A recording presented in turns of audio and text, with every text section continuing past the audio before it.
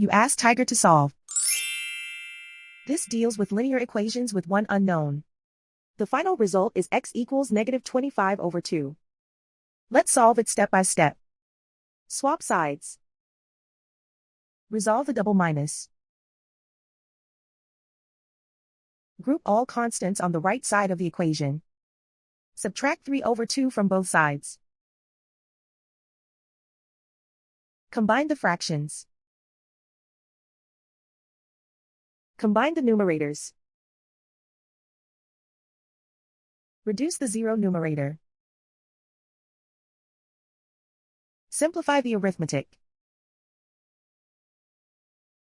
Convert the integer into a fraction.